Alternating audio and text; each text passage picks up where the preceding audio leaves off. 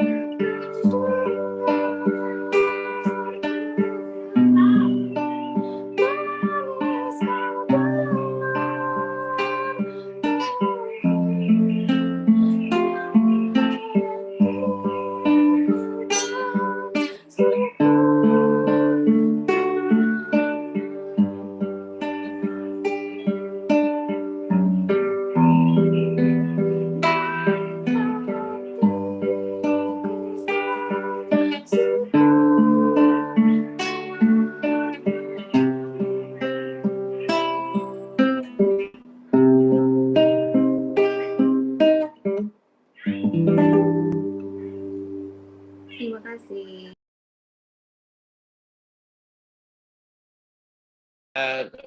Lagu pujian yang luar biasa mengantar kita masuk dalam acara ini. Biarlah manis kau dengar. Nah, sebelum kita mulai, kita akan doa harian komunitas kasih Tuhan yang ada di layar kaca atau layar handphone atau laptop Bapak Ibu sekalian ya. Mari kita berdoa. Demi nama Bapa dan Putra dan Roh Kudus. Amin. Allah Bapa di surga, kami bersyukur dan berterima kasih atas panggilan-Mu untuk kami berkumpul di dalam komunitas kasih Tuhan.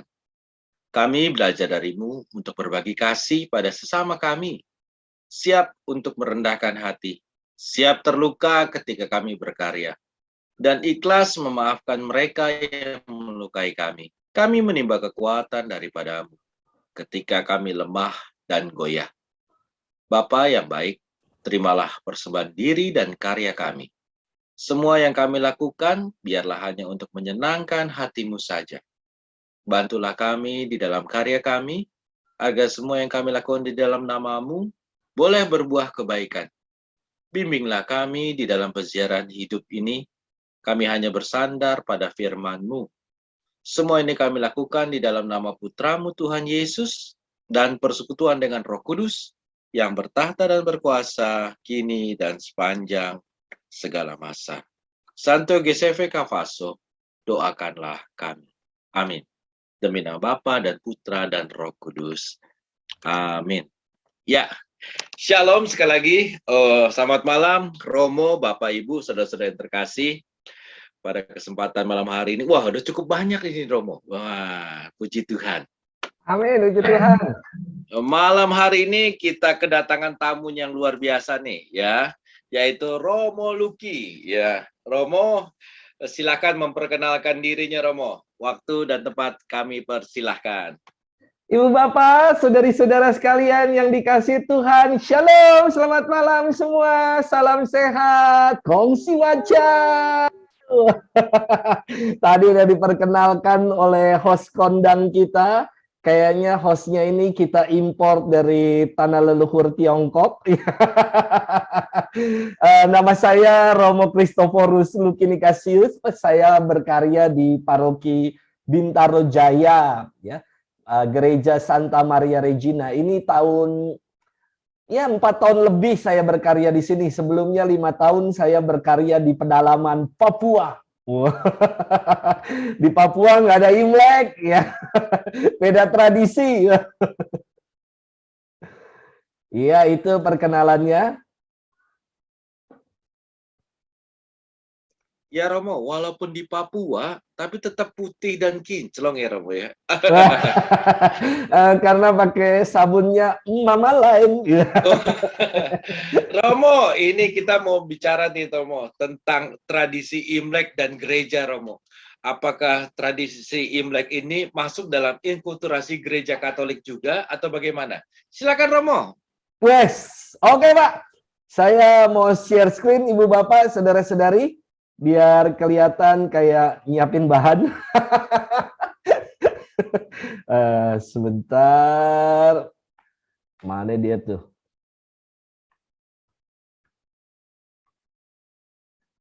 Ini dia. Screen saya belum terlihat ya. Sekarang udah kelihatan? Wah, udah kelihatan. Mantap. Saya mau beri judul Ibu Bapak, saudari-saudaraku, malam hari ini pertemuan kisah kasih Tuhan. Wah, dengan tema tradisi dan ajaran gereja seputaran perayaan Imlek yang baru kemarin kita rayakan tanggal 1 lalu ya. Hari ini masih Imlek hari ketiga lah. Pokoknya kalau Imlek itu makan terus nanti ya sampai cap gomeh. Nah, saudari-saudara, saya beri judul di malam hari ini perjumpaan kita tentang pengharapan di tahun macan air. Maka saya ingin kembali mengucapkan Xinnian Kuai Wan Seru Inian Nian Yu Sheng Kong Si Facai. Silakan Pak, artinya apa Pak? Nanti itu ya pakai Google Translate, silakan diartikan. Waduh, mantap Bu Lili mau ngerti ini. Bu, saya kalau dilanjut lagi apalan saya cuma di situ doang. Sama Bu Aini. Taunya cuma itu.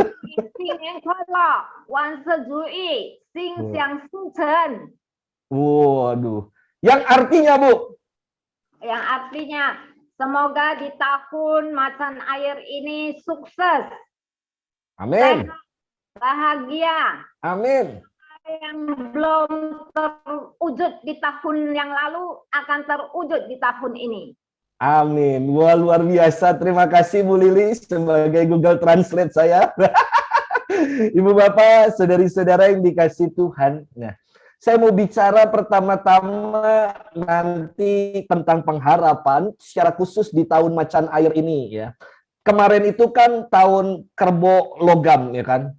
Banyak orang yang mengatakan, aduh, tahun kerbau logam itu kayak kerbau kan. Kerbau itu tuh dicucuk hidungnya untuk membajak sawah.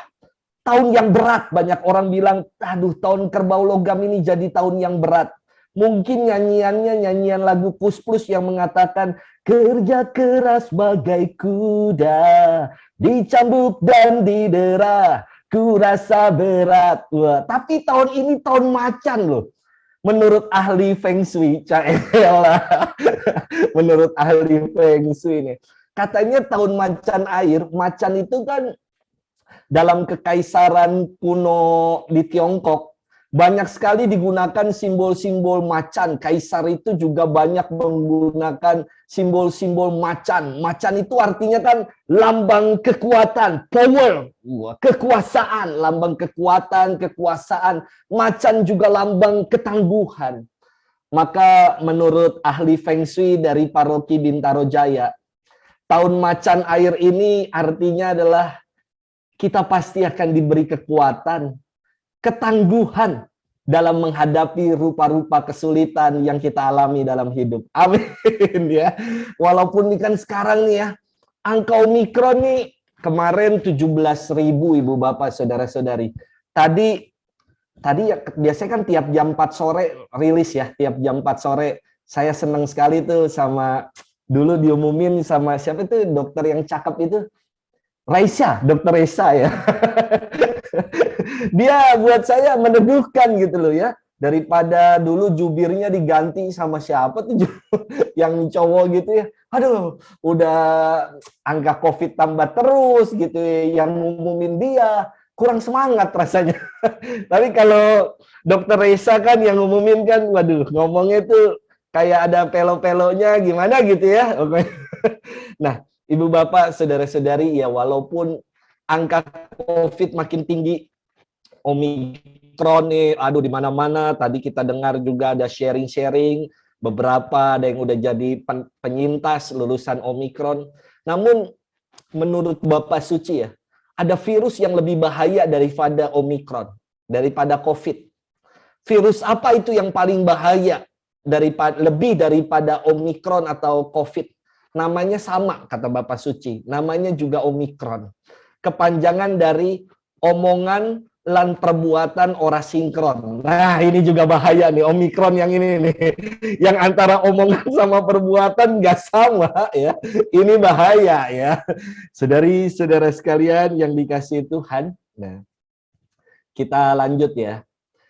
Mari kita sama-sama baca firman Tuhan biar supaya bukan saya aja yang baca. Saya pengen ajak Ibu Windy nanti baca ayat genap. Kelihatan kan Bu tulisannya Bu? Saya ayat ganjil. Oke? Ya Bu, biar ada suara perempuannya.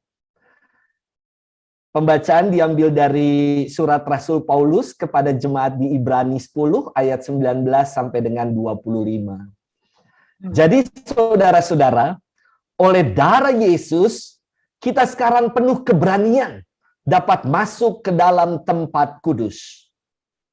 Karena ia telah membuka jalan yang baru dan yang hidup bagi kita melalui tabir, yaitu dirinya sendiri. Dan kita mempunyai seorang imam besar sebagai kepala rumah Allah.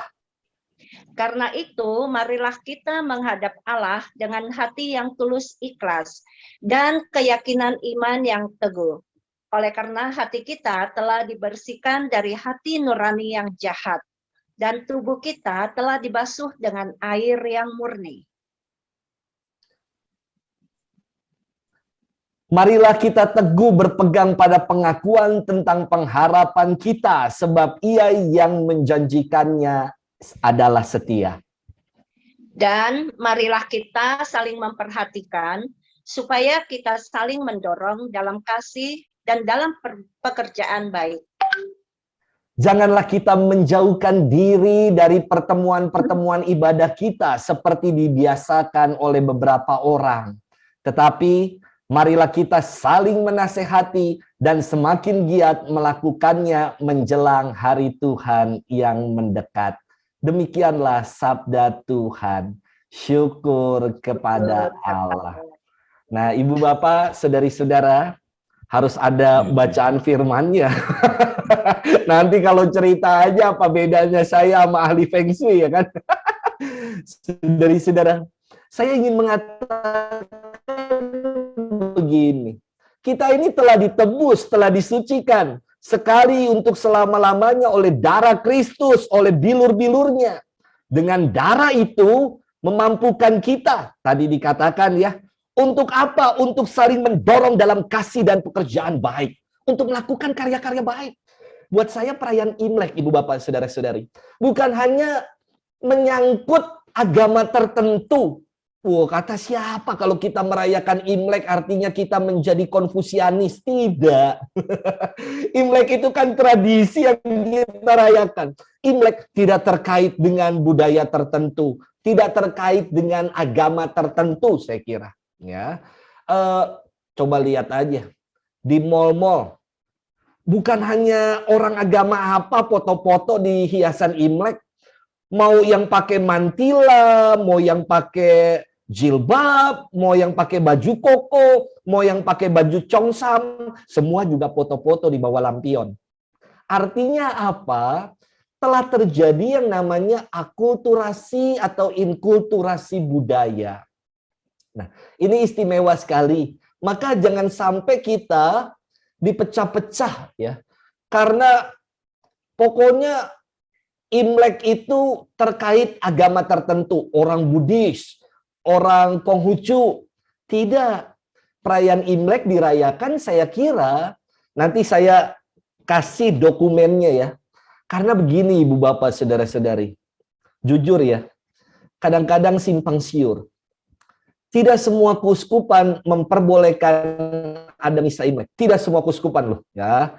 Di Keuskupan Agung Jakarta boleh ya. Di Tuasebio, Ibu Bapak, di paroki Tuasebio, Romo Vikjen, wakil uskup Romo Vikjen ya kan, merayakan misa Imlek pakai hiyo.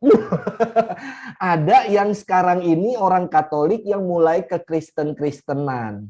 Ya. Maksudnya apa? Kalau udah mengikuti Kristus tidak boleh lagi pegang-pegang hiyo. Doa-doa arwah ke kuburan cengbeng begitu. Tidak boleh. Saudari-saudara, ini yang istimewa dari ajaran Katolik. Nanti sama-sama mau kita kupas istimewa ajaran iman Kristiani, iman gereja Katolik. Namun satu hal yang mau saya ajarkan, mari kita pegang teguh firman Tuhan yang disampaikan oleh Rasul Paulus kepada jemaat di Ibrani hari ini. Berkat penebusan Kristus, semua sama. Kita semua telah ditebus.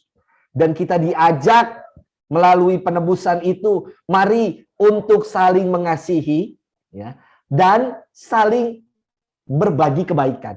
Nah, saudari-saudaraku yang dikasihi Tuhan, Imlek itu kan dari kata Hokian ya. Imlek dari bahasa Hokian. Dalam bahasa Mandarin, pinginnya itu disebut Inli, yang artinya kalender bulan. Ya. Sekarang, Imlek itu dirayakan bukan hanya menunjuk pada kelahiran Konfusianisme, gitu, kelahiran Konfusius, tidak saya kira. Tapi pada perayaan musim semi, bergantinya musim menjadi musim semi, Imlek sebagai perayaan syukur. Nah ini nih, ini kata kuncinya nih. Imlek merupakan perayaan syukur atas musim semi. Jadi, kalau kita orang-orang peranakan, banyak orang yang suka salah tuh, salah kaprah. Kemarin saya juga ada dialog interaktif dalam salah satu persekutuan doa. Lalu dalam dialog ini dikatakan, wah ini Romo Luki pasti merayakan Imlek karena kelihatan dari tampangnya ini sangat Cina sekali. Sangat Cina sekali katanya. Ya memang kelihatan sih kan, wajah-wajah peranakan itu katanya matanya segar. Segar itu kalau ketawa segaris, nggak kelihatan matanya ya, alias sipit gitu ya. Nah, Ibu Bapak, saudari-saudaraku sekalian, buat saya keliru. Saya bukan orang Cina. Ya, dulu di kampung saya ketika saya waktu masih kecil ya, suka ada zaman dulu ya. Zaman dulu era Orde Baru itu kan kita perayaan Imlek dilarang. Ya, tidak boleh ada barongsai, tidak boleh ada perayaan Imlek, dilarang. Orang juga kalau keluar rumah pakai baju Cheongsam gitu yang caela yang begitu-begitulah pokoknya ya. Itu pasti diteriakin oleh warga sekitar, Cina lu gitu. Sebenarnya keliru. Saya mengatakan saya bukan orang Cina, ya. Saya bukan orang Cina. Saya orang Indonesia. Cina itu negara, China negara. Saya orang Indonesia, tapi etnis saya Tionghoa. Ya, keturunan artinya keturunan Tionghoa. Kita bukan orang Cina ya, tapi kita adalah beretnis Tionghoa. Kita sejatinya adalah orang Indonesia. Kalau kata Monsinyur Sugio Pranoto, kalau mau ditambahkan 100% Indonesia, 100% Katolik, 100% Chinese. Cina, Tionghoa gitu ya, Tionghoa. Saudari-saudara, perayaan Imlek pertama yang mau saya ajarkan adalah sebuah perayaan syukur. Kita bersyukur sejak tahun 2000, almarhum Presiden Kiai Haji Abdurrahman Wahid, Gus Dur yang kita kenal itu, akhirnya menjadikan Imlek sebagai perayaan nasional, libur nasional. Imlek boleh dirayakan kembali secara bebas. Kita bisa nonton di mal-mal sekarang ini, barongsai, tarian naga, liong, lalu di mana-mana banyak atribut Imlek. Dulu nggak ada tuh di mal-mal atribut-atribut Imlek, lampion, dan lain-lain. Tapi sejak tahun 2000-an itu ketika Gus Dur menjadi presiden, puji Tuhan, perayaan Imlek boleh dirayakan oleh peranakan, ya, oleh kaum keturunan Tionghoa. Juga saya kira tadi yang saya katakan, banyak sekali Imlek itu bukan hanya perayaan agama tertentu atau hanya dirayakan oleh orang-orang Tionghoa, tapi banyak orang yang sekarang juga akhirnya turut bergembira, turut mengucap syukur, ya, libur nasional, foto-foto di stand-stand, foto booth, hiasan-hiasan Imlek, tidak lagi menjadi sesuatu yang haram gitu hukumnya untuk bersuah foto, untuk ngeliat jajanan Imlek, ngeliat barongsai, bukan sesuatu yang haram. Ya. Saudari-saudara, wah ini dia. Kita masuk sekarang padanannya tradisi dan ajaran gereja apa sih ya? Saya pernah menulis sebuah skripsi. Skripsi saya itu tentang filsafat timur waktu saya kuliah S1 di STF Driarkara. Filsafat timur tentang etika Konfusianisme. Ya. Konfusianisme itu mengajarkan banyak sekali tentang nilai-nilai moral, etika, makanya ya. Saya membahas itu ketika saya menulis skripsi dulu. Lalu ketika saya studi di Jogja, saya menulis tesis. Ketika saya menulis tesis, tentang ini, Ibu Bapak, Saudara-saudari. Tentang etika keluarga Konfusianis dalam korelasinya, ya, persamaan dan pembedaannya dengan etika keluarga Konfusian. Jadi ketika saya S2, saya juga nulis tentang budaya timur, ya, filsafat timur. Nah, di akhir tesis saya tulis begini, di akhir tesis saya menulis kata ini, by race I am Chinese, and by grace, I am Catholic. Secara leluhur, secara keturunan, saya ini seorang Tionghoa. Tapi karena rahmat Allah, saya adalah seorang Katolik. Ya, saya kira kita semua yang keturunan peranakan boleh mengatakan ini. By race, I am Chinese, and by grace, I am Catholic. Ya, nah. Yang menarik apa yang dikatakan oleh Konferensi Para Uskup Se-Asia atau yang dikenal dengan FABC, Federation Asian Bishop, ya, Kongres, mengatakan begini. Selama sabda Allah tidak menjadi daging dalam kebudayaan kita, jiwa Asia tetap tidak akan tersentuh. Selama gereja tidak ada yang namanya inkulturasi dengan budaya, jiwa Asia tidak akan pernah tersentuh.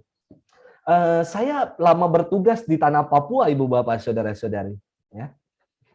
Beda sekali perayaan Ekaristi di Jakarta dengan perayaan Ekaristi di tanah Papua. Gereja justru mengakomodir, bahkan kalau saya boleh bilang, membaptis, ya, menjernihkan budaya-budaya yang ada di Papua supaya semakin punya nilai, semakin punya kekasan secara Kristiani. Budaya apa contohnya? Nah, contoh di tanah Papua itu ada yang namanya budaya bakar batu. Ya. Bakar batu atau barapen. Babi yang diungkep dalam batu-batu panas. Waduh, itu istimewa sekali. Kalau Ibu Bapak yang pernah ke tanah Papua, pasti pernah nyobain babi ungkep. Wah, ini istimewanya apa babi ungkep? Ya, lemaknya nggak hancur. Karena hanya diungkep dalam batu-batu panas, lalu ditutupi dengan rempah-rempah, aneka macam rempah-rempah. Pertama kan batu panas, batu yang udah dibakar, dialasi dengan daun-daun pisang. Kemudian habis dari daun-daun pisang itu, ditaruhlah daging-daging babi.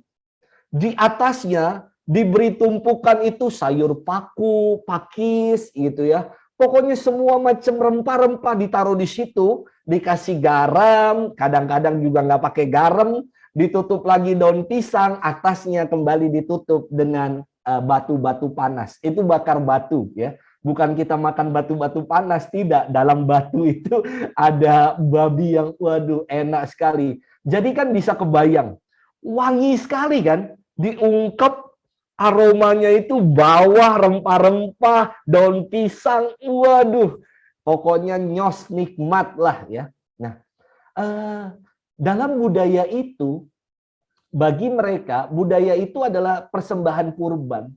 Namun kita jernihkan persembahan kurban itu. Sebagaimana kalau zaman perjanjian lama kita tahu ya, kisah Nabi Elia di lembah Karmel, kisah yang terkenal, yang mengalahkan nabi-nabi Baal.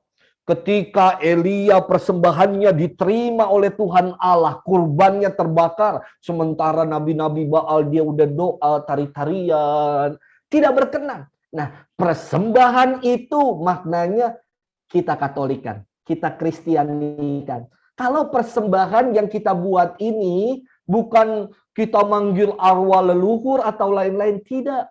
Tapi persembahan ini seperti korban Kristus yang dicurahkan untuk kita. Ya. Kurban penebusan. Nah, maka ungkapan budaya yang demikian saya kira semakin membuat orang-orang di Papua mengimani Yesus. Ya. Masuk dari budaya mereka, tetapi budayanya dijernihkan ke dalam ajaran iman Kristiani. Ini istimewa. Tidak hanya sampai pada FABC, Ibu Bapak, Saudara-saudari. Nih ya. Saya ingin mengatakan begini, budaya Tionghoa itu bukan penghambat dalam mengimani Kristus. Bukan menjadi penghambat. Dengan berbudaya Tionghoa, umat beriman Katolik dapat semakin beriman karena budaya Tionghoa dapat mengungkapkan kekayaan Kristus yang tidak terduga. Nah, coba kita bandingkan dalam Efesus 3 ayat 8. Apa sih yang tertuang dalam kitab suci? Efesus 3 ayat 8 dikatakan begini. Kepadaku yang paling hina di antara segala orang kudus, telah dianugerahkan kasih karunia ini untuk memberitakan kepada orang-orang bukan Yahudi, kekayaan akan Kristus yang tidak terduga itu. Wah, istimewa ya. Jadi kekayaan akan Kristus yang tidak terduga bukan hanya bagi orang-orang Yahudi, tetapi Rasul Paulus mengatakan bagi orang-orang yang bukan Yahudi, non-Yahudi, kekayaan akan Kristus yang tak terduga itu juga diwartakan. Nah, dalam Konsili Vatikan kedua, Gaudium et Spes artikel 44 juga dikatakan, saya baca ya supaya saya tidak keliru.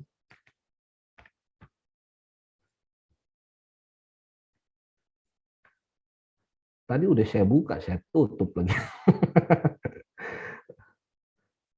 Sebentar, Ibu Bapak, Saudara-saudari.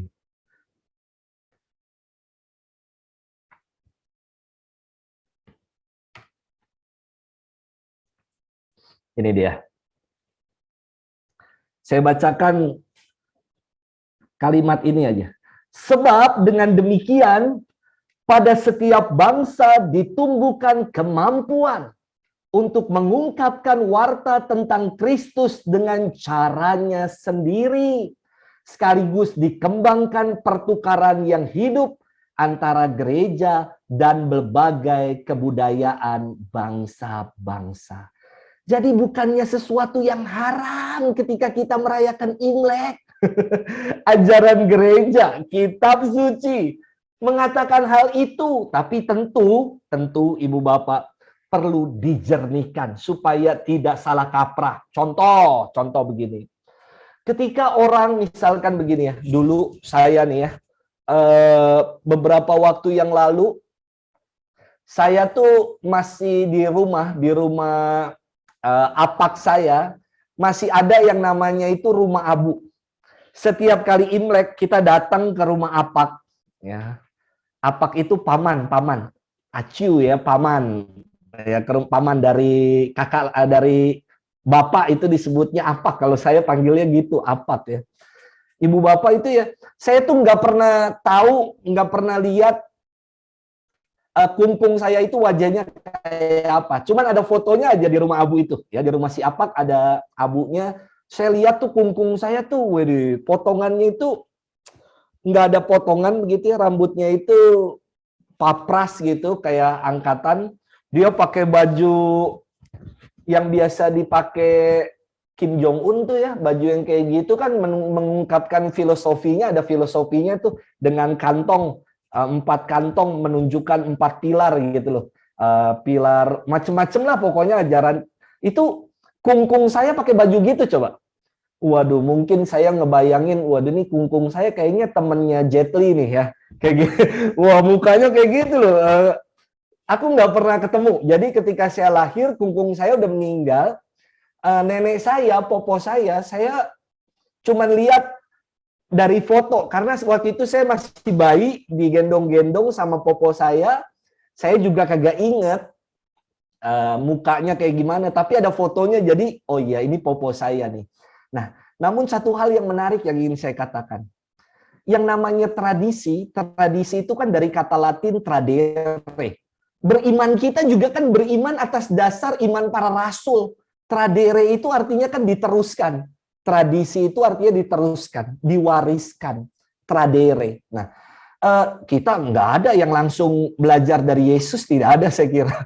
Tapi dari atas dasar iman para murid, iman para rasul, pengakuan iman itu diturunkan kepada kita sampai dengan sekarang. Nah, contoh ibu bapak, saudara-saudari. Saya nggak pernah tadi ketemu dengan kungkung saya dan popo saya juga saya nggak ingat. Namun, papa saya itu ngajak saya ke Tanah Kusir. Dan dia bilang begini kepada saya. Ini loh, kuburan kakekmu nih ada di sini nih, Tanah Kusir nih. Jangan lupa ya. Nih, si popo juga dimakamin di sini. Ya. Oke, saya ingat ayah saya sekarang udah almarhum, 10 tahun yang lalu meninggal. Saya mengajak keponakan-keponakan saya, anak-anak kakak saya ke Tanah Kusir. Saya katakan kepada keponakan-keponakan saya, Kung Tai dimakamin di sini nih, buyut Kung Tai. Potai dimakamin di sini nih, ingat ya, itulah tradisi. Diteruskan. Saya kira nanti keponakan-keponakan saya saat mereka sudah married, dalam bahasa Mandarin kan perkawinan itu disebut Chehun gitu ya. C itu artinya tali, Hun itu artinya kebahagiaan. Wah, istimewa. Pertalian kebahagiaan. Istimewa banget ya kan, perkawinan dalam tradisi Tionghoa. Nah, saya kira nanti mereka saat sudah menikah, punya anak, mereka akan bawa lagi anak-anaknya dan mengatakan di Tanah Kusir itu, di sini kuburan Kung Tai. Apa tuh? Kalau udah buyut atasnya lagi apa saya juga kagak tahu dah. Istilahnya ya. Itulah tradisi. Beriman kita juga kayak begitu. Iman yang diteruskan dari tradisi para rasul. Pertanyaannya begini, betul nggak si kungkung itu dimakamin di situ? Betul. Karena apa? Karena sumbernya dari sumber yang utama.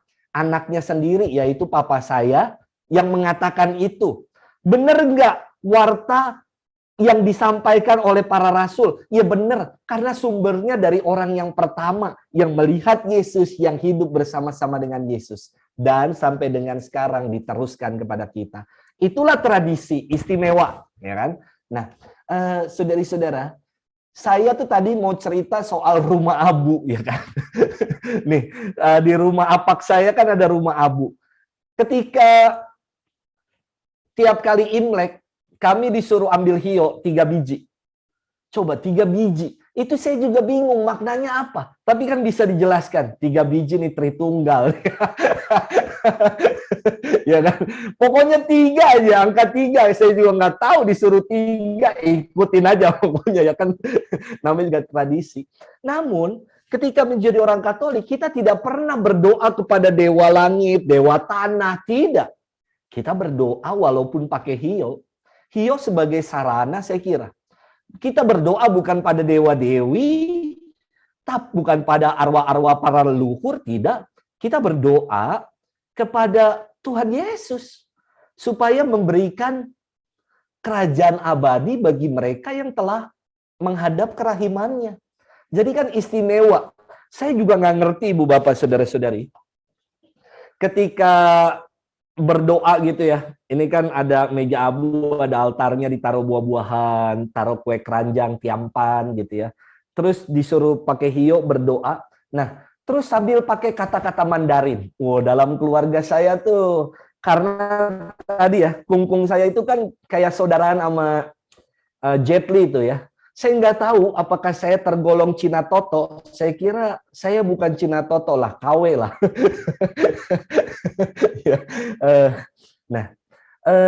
Sembari 3 kali itu, namanya 3 kali sembari angkat hio, terus hormat gitu ya. Sembari mengucapkan sebuah doa yang saya kagak ngerti. Pokoknya papa saya bilang, nih, lu ambil pokoknya ya, hio 3, ikutin papa. Pokoknya papa berdiri depan, dia doa, angkat hio. Sembari dia angkat, dia bilang, Dayekira. 1. Angkat lagi, Dayekira. 2. Lalu yang ketiga, Xie Dayekira. Waduh. Ada yang tahu nggak artinya apa tuh? Saya yakin Ibu Lili kali ini juga belum tentu tahu. Ya, karena ini budaya ini hanya ada di rumah saya kira. Ada di sini Ibu Bapak yang tahu ya. Saya tuh disuruh angkat hio ngomong Dayekira, Dayekira, Xie Dayekira. Mungkin pada tahu Xie ya kan, Xie ya kan. Xie kan artinya apa ya, Xie ya? Terima kasih. Weh, Ibu Lili deh Google Translate saya nih. Tapi Dayekira, Xie Dayekira. Da itu kan besar ya Bu ya. Da. Kalau Dayekira artinya apa tuh Bu? Nggak tahu itu apa. Waduh, kita Chinese-nya beda kota waktu itu Bu ya. Nah, ternyata saya temukan dalam ajaran gereja loh artinya loh. Ya. Artinya ayah saya tuh mengajarkan Dayekira, Dayekira, Xie Dayekira. Ternyata ada dalam ajaran gereja. Dayekira, ya ingetin, Dayekira. Ternyata ada lagunya Ibu Bapak. Lagunya begini, Dayekira. Dayekira, dalam Yesus kira, kita bersaudara. Dayekira, dalam Yesus kita bersaudara. Sese Dayekira. Dalam Yesus kita bersaudara. Nih, Sese Dayekira. Sekarang dan Sese selamanya dalam Yesus ya kita bersaudara. Ya, saya kira yang namanya tradisi perlu kita jernihkan dalam ajaran iman kita. Supaya apa? Supaya tidak menyimpang. Ya. Nah, Ibu Bapak, saudari-saudara sekalian, banyak sekali rupa-rupa tradisi dalam Imlek. Makan bersama di malam tahun baru Imlek. Ya. Saya pun melakukan itu. Kemarin makan bersama, lalu biasa ada bersih-bersih rumah, pakaian baru, luar dalam, ganti spray, potong rambut, ya kan. Banyak sekali tradisi demikian. Buat saya tradisi-tradisi itu kan kayak potong rambut, ganti pakaian yang baru, menjadikan Imlek sebagai ungkapan syukur supaya kita menjadi pribadi yang baru, pribadi yang lebih baik. Iman kita juga mengajarkan begitu, bukan? Gereja Katolik mengajarkan kita senantiasa untuk menjadi pribadi-pribadi yang baru setelah kamu ditebus. Jadilah pribadi yang baru, tinggalkan habitus lama, hiduplah dalam habitus yang baru. Istimewa. Nah, ada makan bersama. Lah Yesus sendiri kan menjadikan perjamuan sebagai sarana untuk mengikat persaudaraan dengan para muridnya. Ini istimewa sekali gitu. Jadi tradisi Tionghoa tadi yang saya katakan tidak menghambat kita untuk mengimani Kristus, tetapi membuat kita seharusnya semakin mengimani Kristus yang tersalib itu. Nah, ada juga budaya ini makan bersama, lalu sebelahnya tuh ada budaya Yuseng. Wah, yang makanannya pokoknya diangkat-angkat. Wah, sembari ngomong Mandarin, pengharapan apa. Saya bilang dibuang-buang makanan ini. Ya itu tradisi lah. Katanya siapa yang angkat paling tinggi, pengharapannya akan dikabulkan, doanya akan dijawab gitu ya. Ya pengharapan kita taruh pada tempat yang maha tinggi, yaitu Tuhan sendiri, saya kira. Nah, ada budaya ini barongsai, pernak-pernik Imlek. Ya ini tadi ada budaya ini ya Ibu Bapak, saudara-saudari, doa arwah pakai hio. Lalu ada budaya ini tadi nih, bagi-bagi angpau. Lah kan ini istimewa sekali. Tadi saya kutipkan dalam kitab Ibrani, apa yang disampaikan oleh Rasul Paulus. Yang disampaikan adalah dengan penebusan, dengan darah Kristus yang telah dicurahkan kepada kita, hendaklah kita saling menaruh kasih dan menabur kebaikan. Ungkapan menabur kebaikan dan berbagi kasih diungkapkan dalam tradisi Tionghoa ketika orang Tionghoa merayakan Imlek dengan berbagi angpau, berbagi kegembiraan, berbagi kasih. Bukan soal nilainya berapa, tapi bagi-bagi angpau itu adalah berbagi kegembiraan intinya. Berbagi kebaikan, berbagi kasih. Nah, saudari-saudara, istimewa ya ajaran iman gereja kita. Sungguh berpadanan sekali dengan ya jangan malulah. Sebagai seorang beriman Tionghoa jangan malu, saya kira. Justru dengan kita beriman Tionghoa, berbudaya Tionghoa, kita mau semakin menyelami kekayaan iman Kristiani akan Kristus, saya kira. Nah, akhirnya, saudari-saudara, udah akhirnya aja dong. Tadi tema saya tentang pengharapan di tahun macan air. Nah, pengharapan itu berbeda dengan yang namanya optimisme. Bedanya di mana, Romo? Pengharapan itu dari kata Inggris hope. Nah, sedangkan optimisme dari kata Inggris optimist. Nah, bedanya di mana? Bapak Kardinal pernah mengisahkan perbedaan antara pengharapan dengan optimisme. Contoh begini. Optimisme mengatakan begini.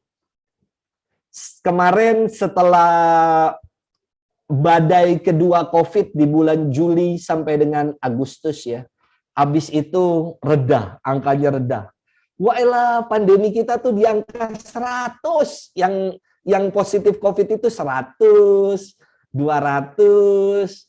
Angkanya begitu aja ya, tidak sampai dengan bulan Desember. Wah, kita bisa merayakan Natal, kuota orang yang ke gereja diperbesar, merayakan Natal dengan penuh sukacita, tahun baru dengan penuh kegembiraan. Lalu kalau optimisme mengatakan begini, wah, COVID dengan angka yang sekarang ini artinya dikit lagi COVID selesai. Ini kan rasional sekali. Udah banyak yang divaksin, bahkan banyak juga yang udah mengalami vaksin booster. Wah. Maka orang yang berpikir rasional akan optimis. Pasti hari-hari ke depan semakin baik. Namun ternyata memasuki bulan Februari, di akhir-akhir Januari, berbeda dari apa yang dibayangkan. Angka COVID mulai menanjak. Bukan lagi ratusan, tapi ribuan. Bahkan hari ini puluhan ribu. Orang yang optimis, ya, orang yang optimis ketika akhirnya menghadapi kenyataan yang tidak sejalan dengan apa yang menjadi optimismenya, dengan rasionalitasnya, mereka akan jatuh pada yang namanya putus harapan atau pesimisme. Karena apa? Karena optimisme itu perhitungan-perhitungan manusiawi, mengandalkan logika manusia. Beda dengan yang namanya pengharapan. Kaca pandang mata pengharapan, titik tolaknya ada pada Tuhan. Kita mau bergantung sepenuhnya dan berharap hanya dalam nama Dia. Dalam nama Yesus pasti semuanya akan baik, ya kan? Maka ada lagunya. Dalam nama Yesus, ya, atau dalam nama Yesus ada kemenangan.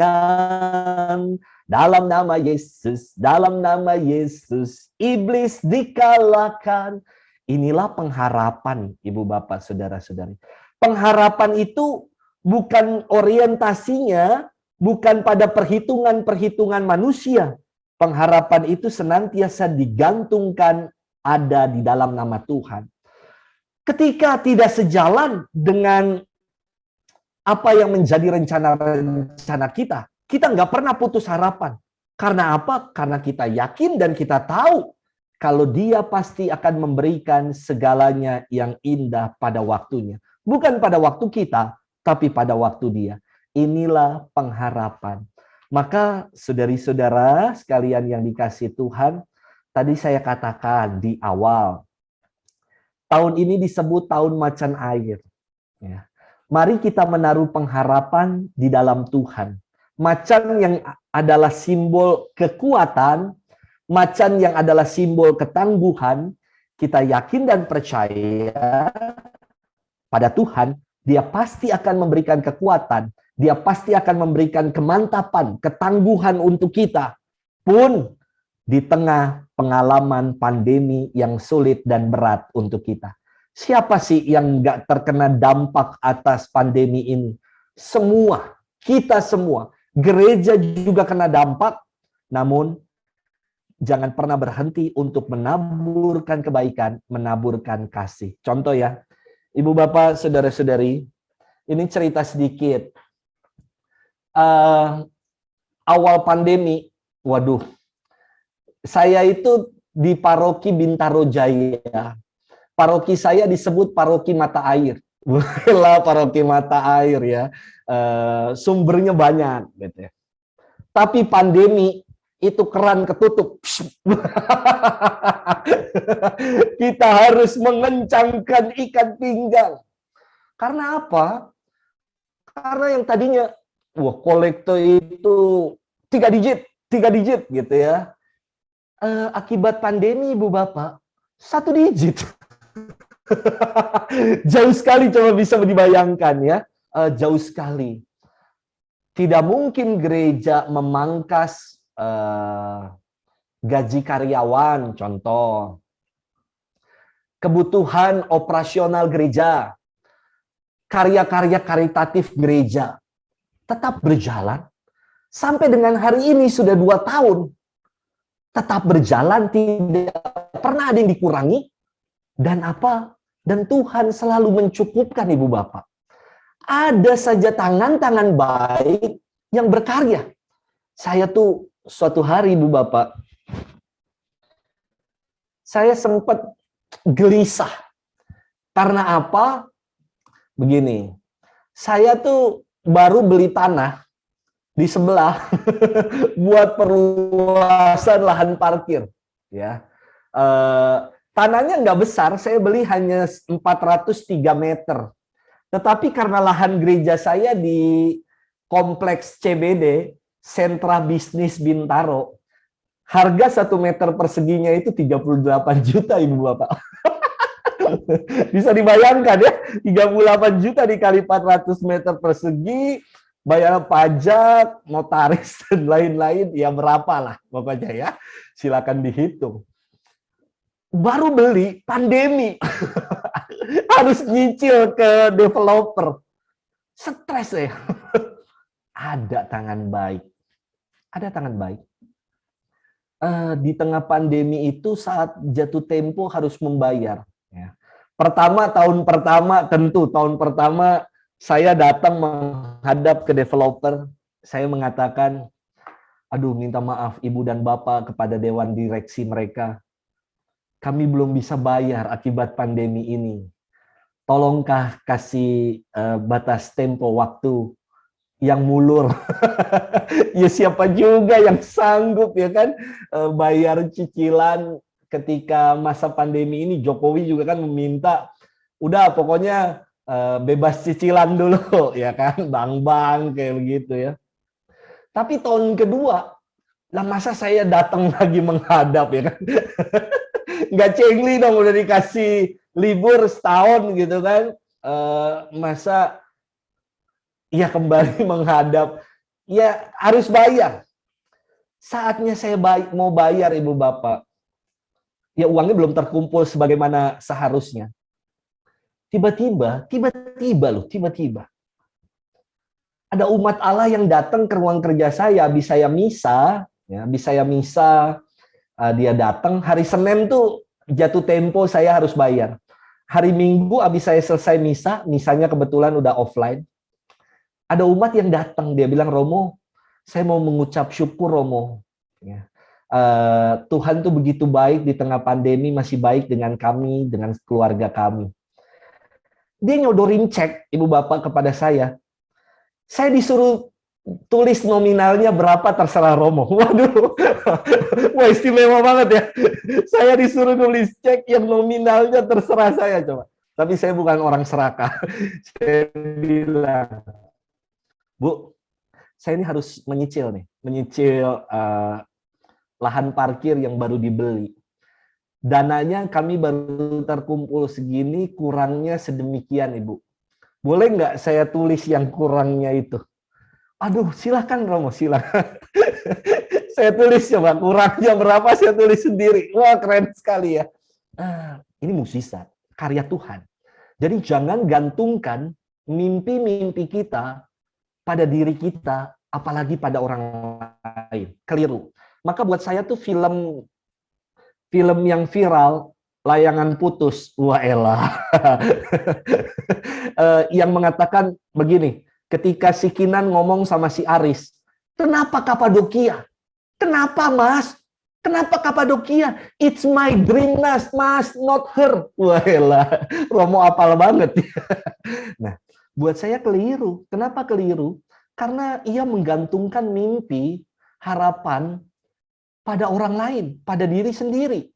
Jangan gantungkan mimpi kita pada orang, pada kekuatan diri kita.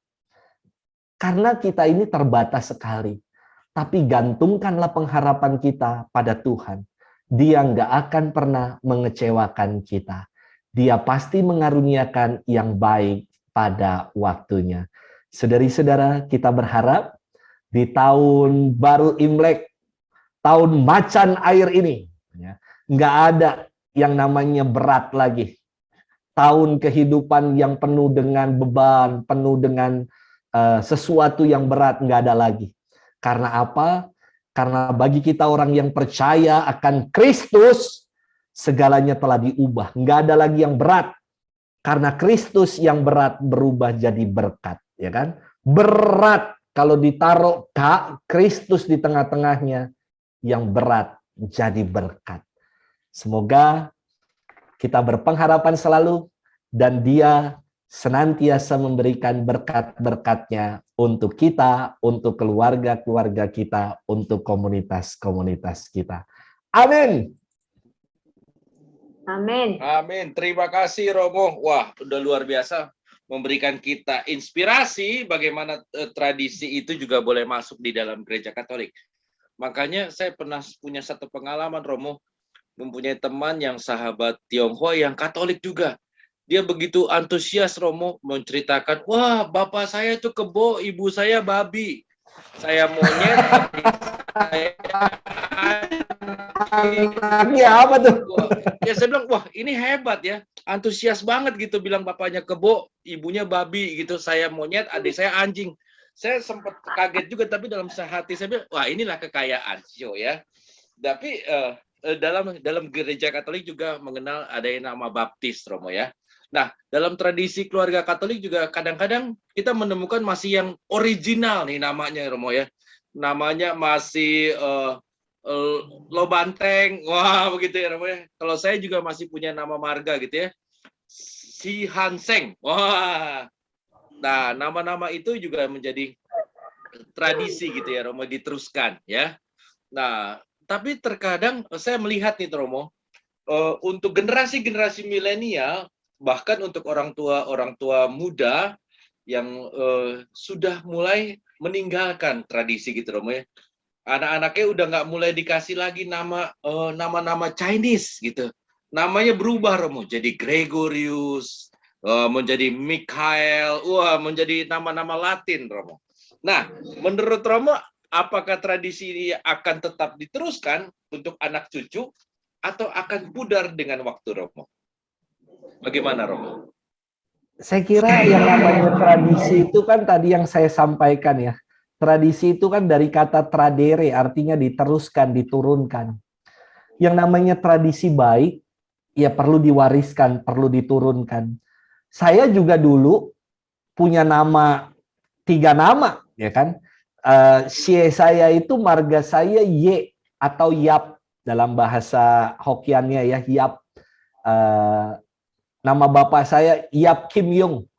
Nama saya itu Yap Wei Chong, ya. Maka saya punya nama rumah itu dipanggilnya Wewe. Wei itu artinya bagus sekali sebenarnya kalau kita tahu artinya. Y itu kan artinya daun. Wei itu artinya besar, ya. Dan Chong itu kan tengah, setia gitu loh. Tengah atau setia. Jadi diharapkan menjadi orang yang besar dan setia. Ya sekarang kan lihat badan saya, kurang besar apa saya? Nah, yang baik banyak juga kalau kita ke Singapura ya, nama-nama mereka kan ada nama baratnya, tapi di belakangnya selalu ditaruh nama marganya. Jimmy, Lin, ya, Andi, Lau, contohnya gitu ya. Ada yang kayak begitu. Saya kira kalau yang baik silakan diturunkan, diteruskan menjadi sebuah tradisi. Kalau memang zaman dulu itu susah sekali ya dengan orang punya nama Mandarin susah gitu loh. Dibedakan. Sekarang ini kan zamannya udah beda ya saya kira ya. Tidak lagi, saya kira birokrasi tidak lagi memandang itulah siapa kamu gitu loh.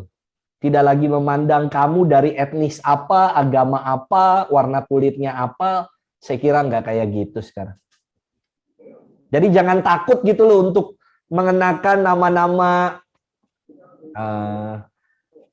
dalam tradisi yang diturunkan kepada kita. Saya juga di Papua, ini kan nama itu menunjukkan jati diri atau identitas ya kan nama. Ketika saya berkarya di Papua, para pastor yang dianggap telah menjadi bagian dengan mereka, tidak semua pastor diberikan nama adat di tanah Papua, tidak semua. Tapi kepada mereka yang dianggap menjadi bagian dari mereka, orang-orang Papua, diberi nama adat. Dulu ada pastor yang pertama itu diberi nama adat, namanya Pastor Ferdinand, pertama kali datang ke tanah Papua, dia diberi nama adat Enakidabi. Ena itu artinya baik. Enakidabi itu artinya apa yang dia ucapkan, yang baik yang dia ucapkan jadi kenyataan. Wah, itu kan bagus ya. Itu seperti kitab Kejadian 1. Segala yang baik yang Allah firmankan itu jadi. Bagus kan, tradisi bisa kita cari padanannya dalam ajaran iman. Dikasih nama Enakidabi, kun fayakun, yang baik jadi. Lalu yang kedua diberi nama bagus juga, Enanapode. Enanapode itu artinya yang melanjutkan, yang melestarikan yang udah baik. Yang pertama yang bikin, wah ini Wisnu-nya nih, ya. Lalu ini yang pertama itu Brahman kalau dalam ajaran Hinduism. Ya. Yang kedua, Enanapode yang melestarikan. Itu Dewa Wisnu-nya tuh ya, yang melestarikan. Yang ketiga datang. Pastor dari Bekasi yang ketiga itu. Wah, ini siwanya nih. Ya enggak lah. Yang ketiga dikasih nama Ide Gaibi. Ide Gaibi itu artinya yang senang tinggal di sana. Ya, senang. Ya. Maka pastor yang ketiga itu jarang pulang ke Jakarta, turun ke kota aja nggak pernah. Ya, jarang. Mungkin setahun sekali. Wah, hebat sekali ya. Ide Gaibi karena senang tinggal di sana. Lalu saya datang yang keempat. Saya tuh cemas Ibu Bapak. Aduh, aku nanti dikasih nama adat apa oleh mereka, ya kan? Enaki Dabi, oh bagus sekali. Ide Gaibi, bagus sekali. Saya punya kekhawatiran dan kecemasan. Saya takut dikasih nama adat sama mereka. Enak ini babi. Wah, karena yang datang badannya gede. Ada babi nih katanya enak. Puji Tuhan, saya nggak dikasih nama adat itu sama mereka. Saya diberi nama adat oleh mereka Kihai Gaibi. Kihai Gaibi. Kihai itu artinya senyum. Gai itu artinya kegembiraan. Yang selalu tersenyum dan membawa kegembiraan. Lah itu kan buat saya istimewa. Nama menunjukkan jati diri, identitas. Ya, identitas tadi, Yap Wei Chong. Saya diberi nama Kihai Gaibi, yang selalu tersenyum, selalu gembira. Bagus kan? Jadi sesuatu yang bagus kenapa ditolak? Kenapa kita malu? Tadi, by race I am Chinese, but by grace I am Catholic. Good. Oke Romo, nah itu dia Romo, harus diteruskan setiap tradisi yang baik ya, dan segala yang baik itu pasti juga akan berbuah juga yang baik ya Romo. Amin. Nah saya akan kasih kesempatan untuk para pemirsa ya, yang mau bertanya jawab nih Romo tentang tradisi Imlek, tentang ajaran gereja kepada Romo. Silakan 1-2 orang, silakan langsung Romo. open mic. Mau tanya, Dayekera itu bahasa apa? Masih penasaran. Bu Lili masih penasaran. Nanti mau angkat hiu mau ngomong juga ya. Dayekera itu juga ya. Bu, itu saya hanya singkat-singkat saja, Bu. Dayekira itu saya singkat kepanjangan dari Dayekira. Dalam Yesus kira kita bersaudara. Berarti tuh. Nanti boleh disingkat lagi lagu yang lain ya, gitu ya Romo ya. Berarti itu nggak ada Romo. Sampai dicari dia, Ibu. Romo karang sendiri. Iya, bisa tipu-tipu saja Bu Lili itu kata orang Google Papua. Translate asli. Iya.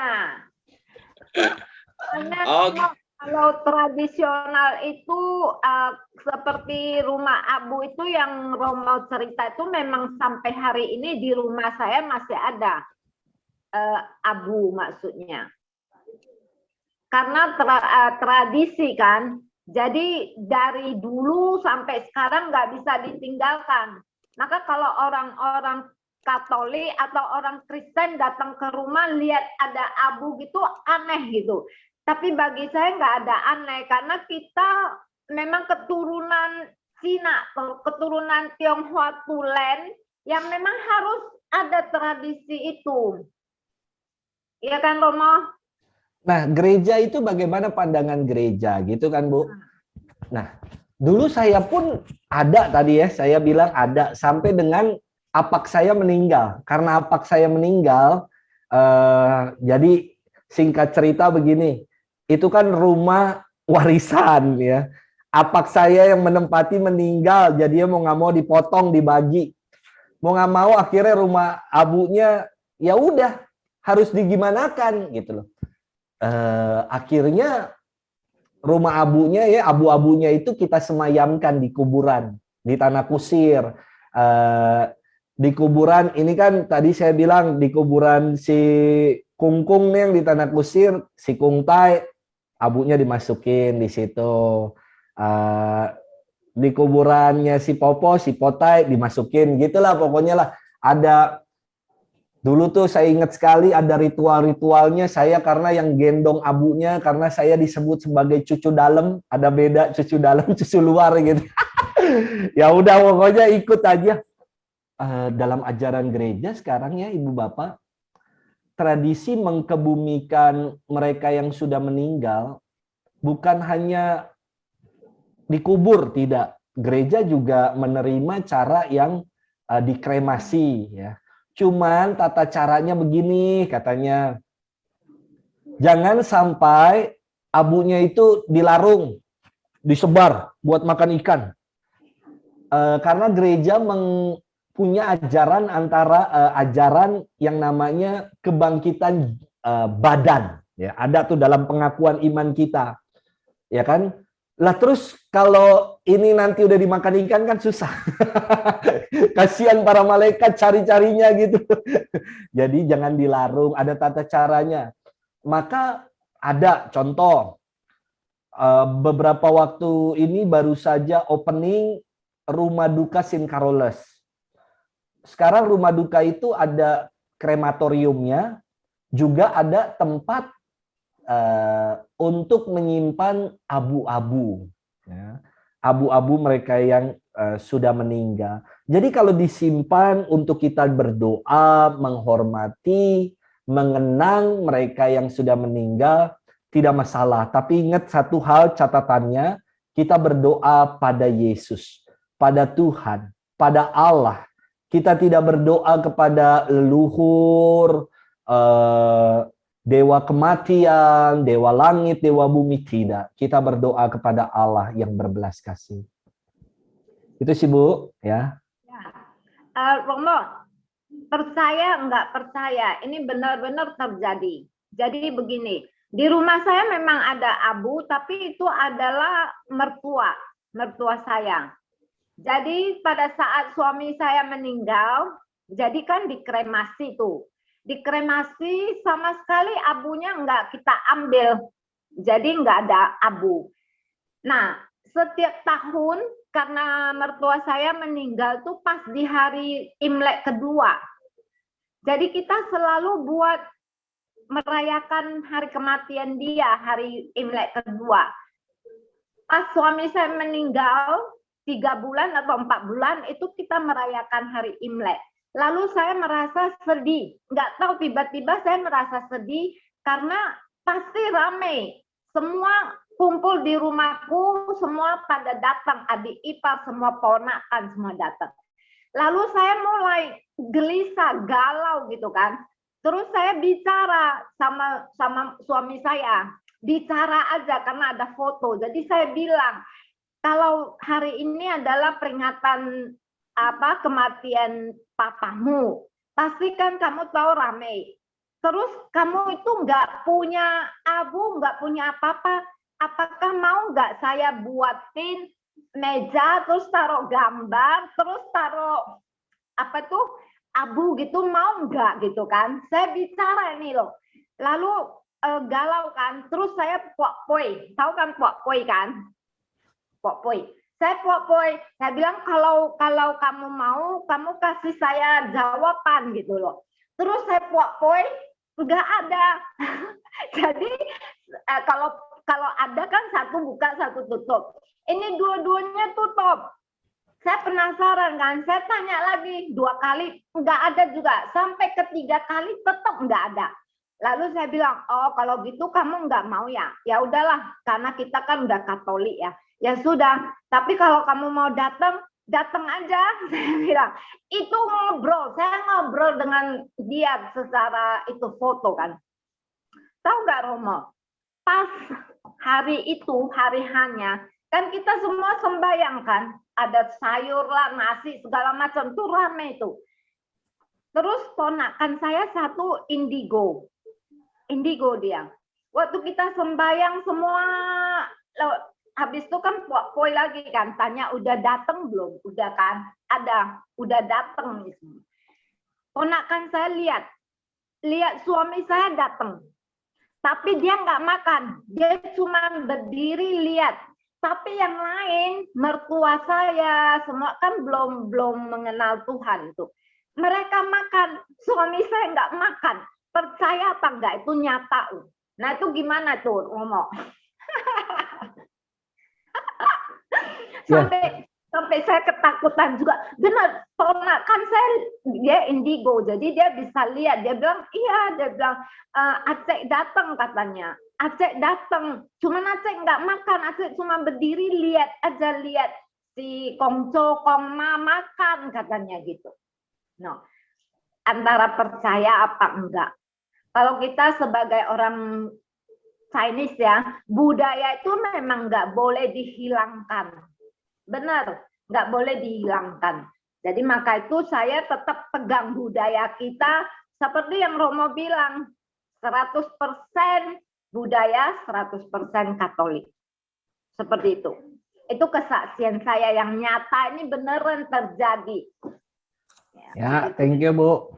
Ya. Nah, Ibu Bapak, saya kira begini. Kalau kita menaruh misalkan foto orang tua kita yang sudah meninggal, kakek, nenek, atau di rumah ada abu, kan ini sebagai sarana ya, sebagai sarana. Sekali lagi kita bukan berdoa kepada mereka, bukan, tapi berdoa bagi mereka. Oke? Sama seperti di rumah-rumah kita kalau ada altar, kita taruh Bunda Maria, salib, kita berdoa kepada Tuhan Yesus, ya, kepada Dia.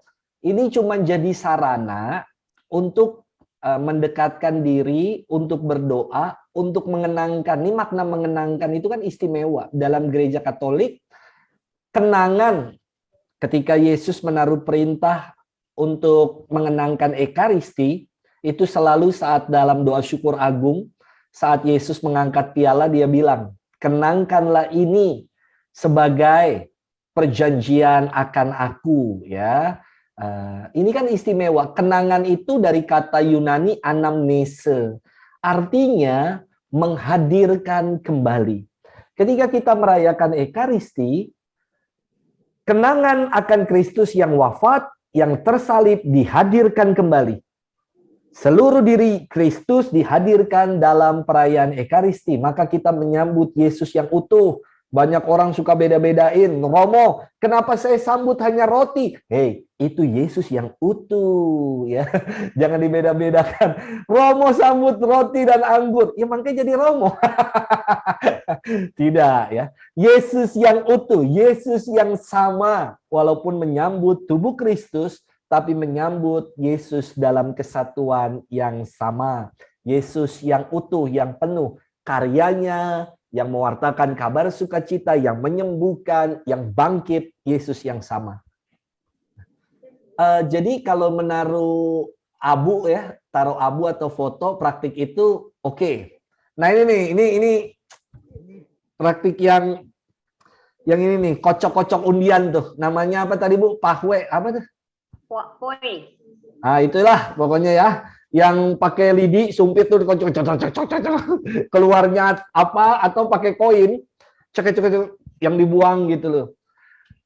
Memang dalam tradisi Yahudi dikenal yang namanya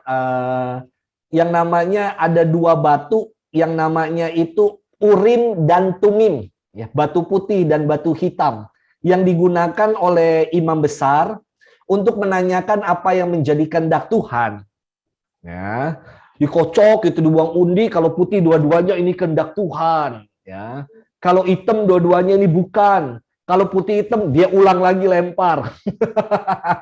Nah, saudara-saudara, saya kira kepada kita diberikan yang namanya conscience, dalam bahasa Latin conscientia, yang namanya suara hati atau hati nurani. Nur artinya cahaya. Tempat Tuhan tinggal dalam ajaran gereja kita. Jadi kalau kita mau tanya kehendak Allah, jangan lagi kita buang undi yang kayak gitu-gitu, tapi masuklah dalam keheningan yang disebut dalam doa saat teduh untuk mengalami Tuhan. Jadi jangan sampai ibu bapak gini, aku beli rumah ini enggak ya? Kalau gambar Garuda beli, kalau gambar rumah gadang nggak jadi beli. Itu namanya peruntungan.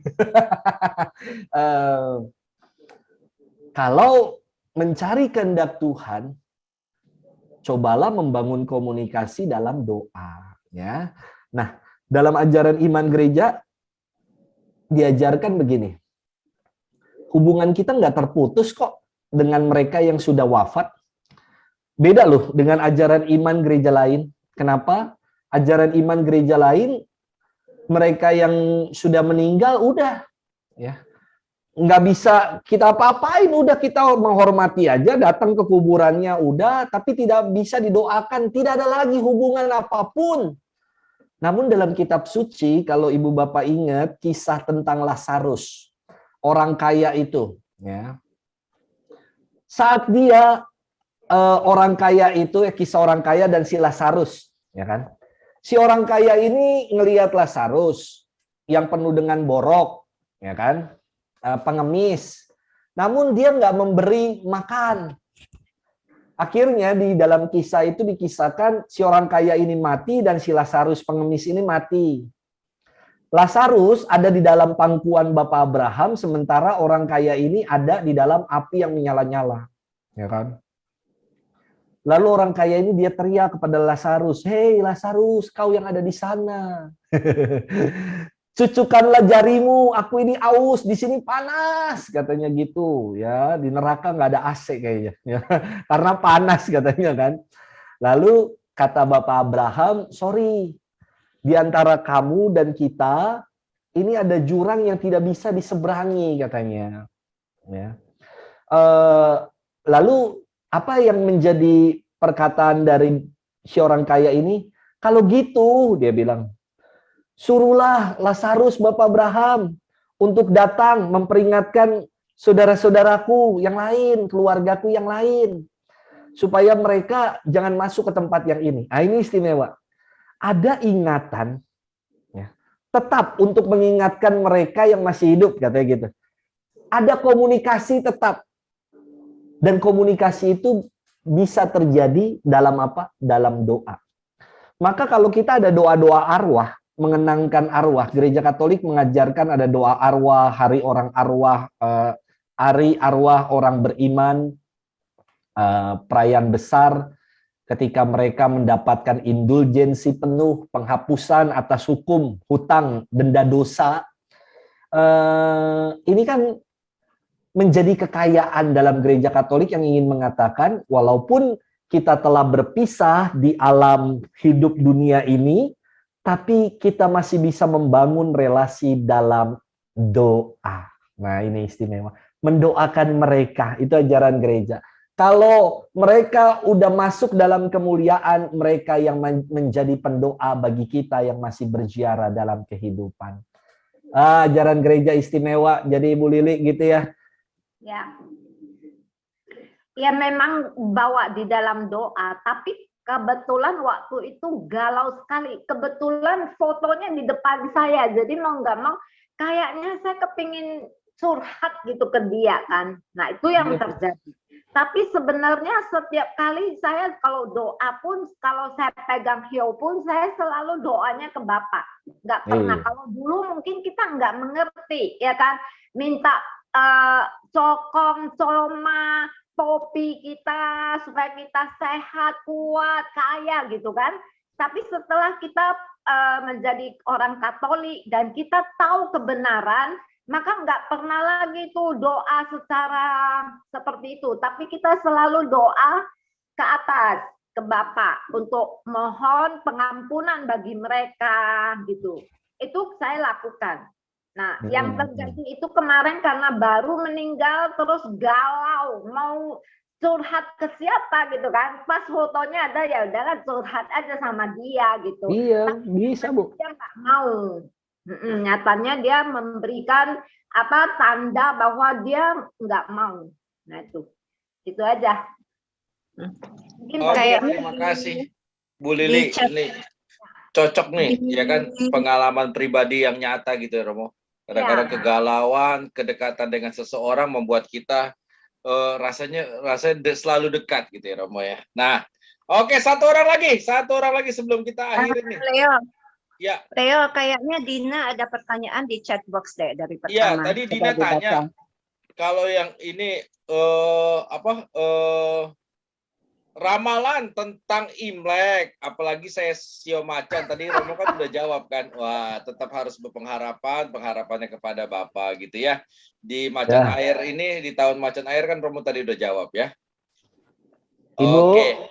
kita jangan beriman sama ramalan-ramalan astronomi, ramalan sio-sio itu namanya okultisme ya. Okultisme itu tidak diterima dalam gereja Katolik, ditolak.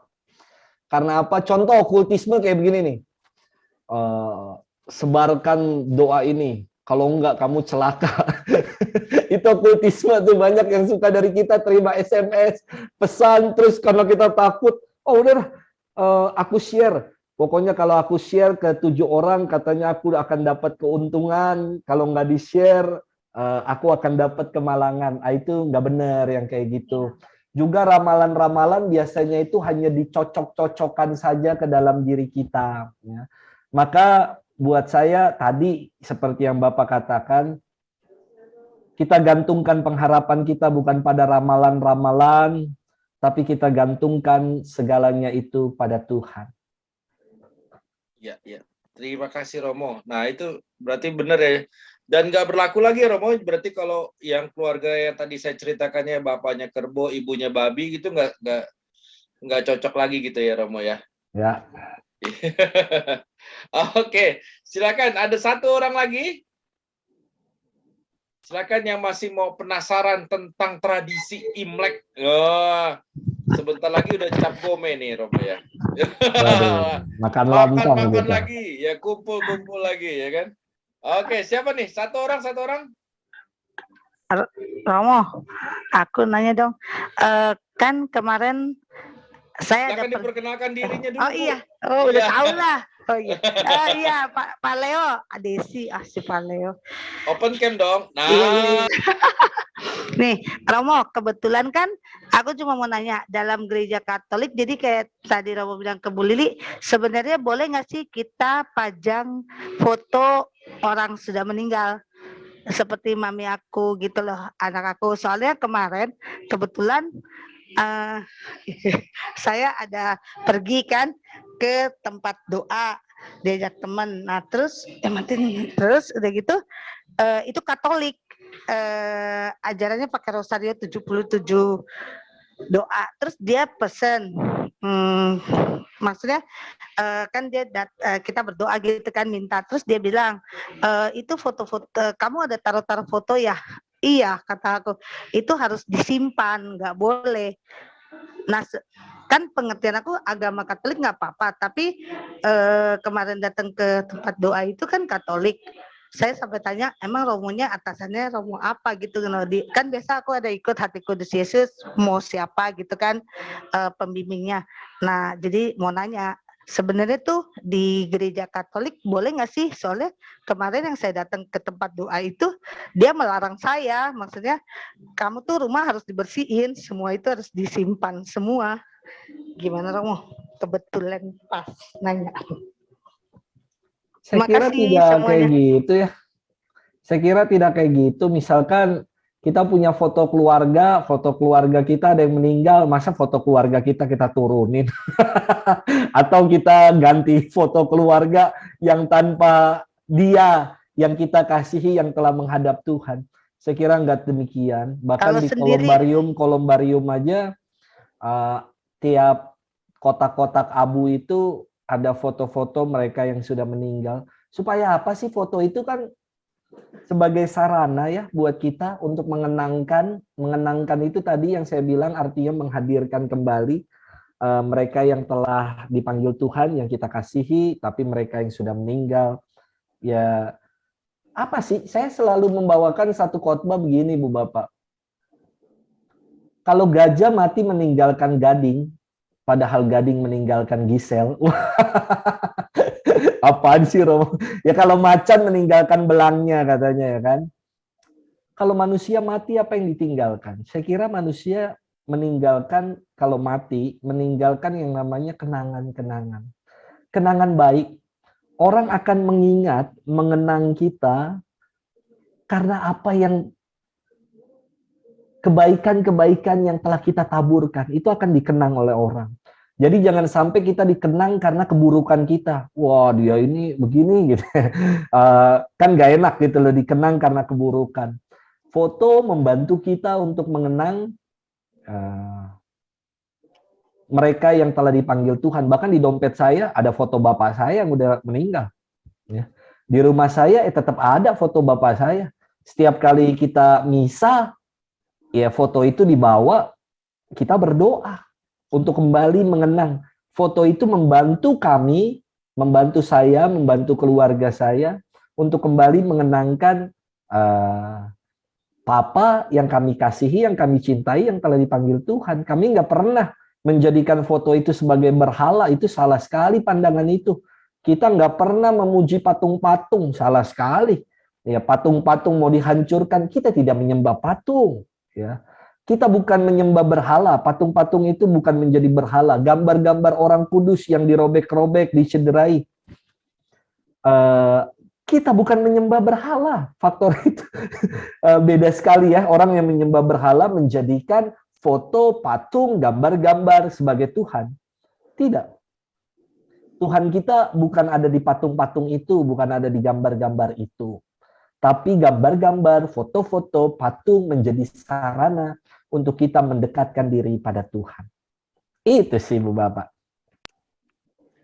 Bu Desi, Bu Desi, kalau saya boleh jawab, setiap kali kalau misa awal itu bukankah kita juga bawa foto ke gereja?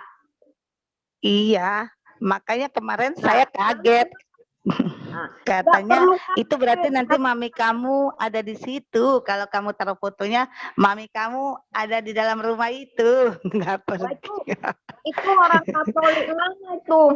Coba tunjukin ke saya.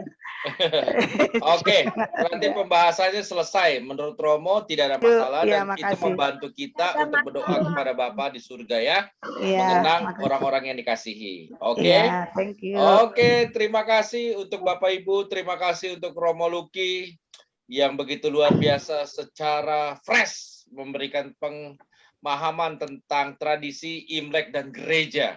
Ya, terima kasih Romo Luki. Nah, Bapak Ibu, ini kita ada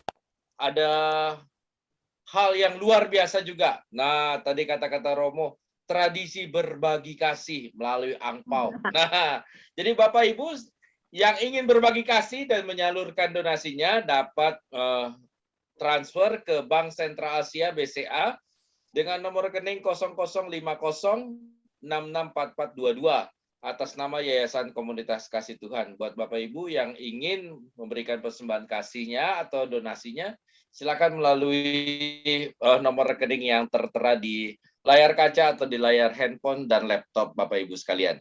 Boleh di screenshot, siapa tahu lupa gitu ya. Oke.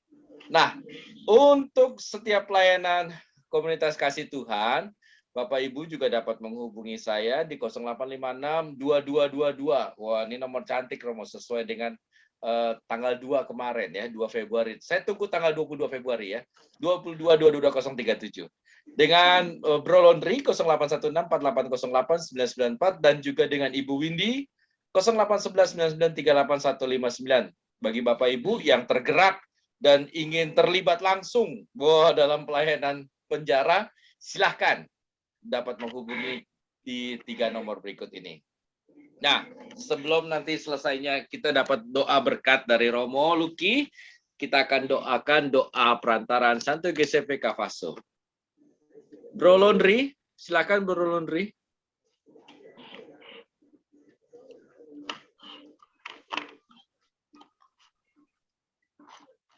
Oke, kita doa dalam nama Bapa dan Putra dan Roh Kudus. Amin.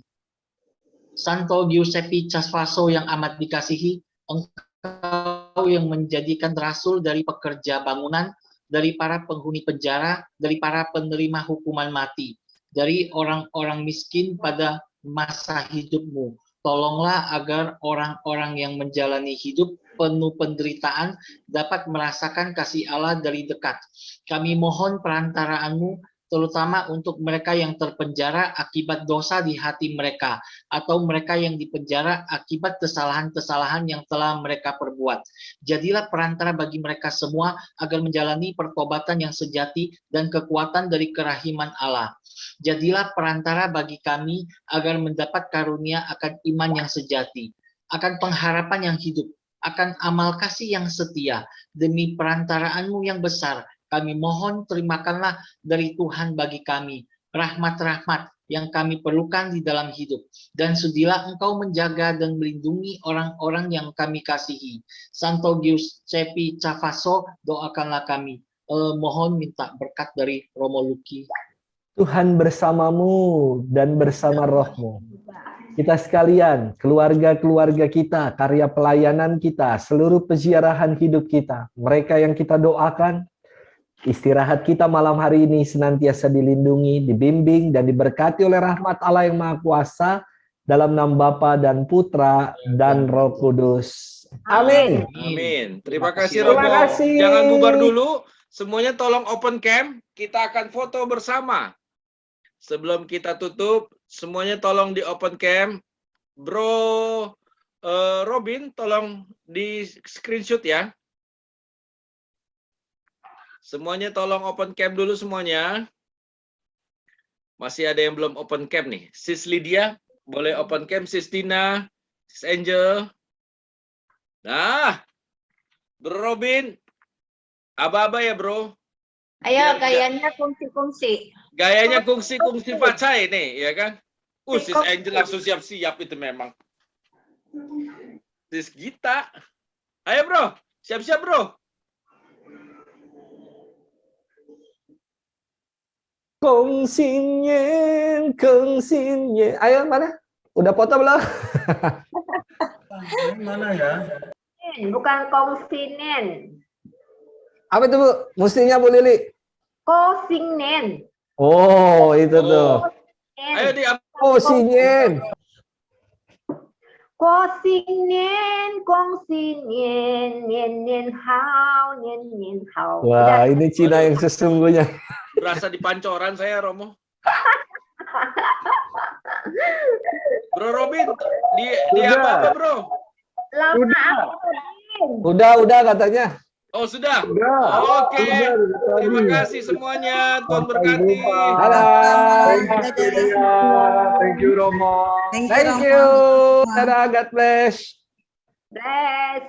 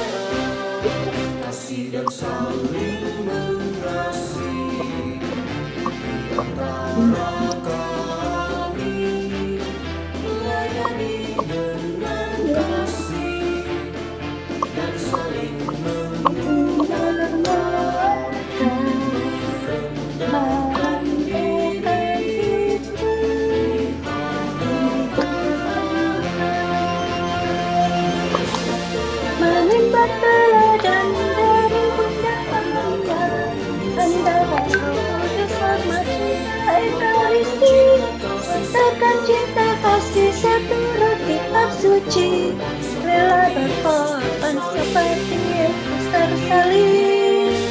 Kini dan selamanya. Oke, terima kasih semuanya. Tuhan berkati. Sehat. Dadah, pamit ya Ibu Bapak. Terima kasih. Tuhan berkati Romo. Salam sehat selalu. Terima kasih berkah dalam semuanya. Nah, makasih. Panitia Imlek. Apa?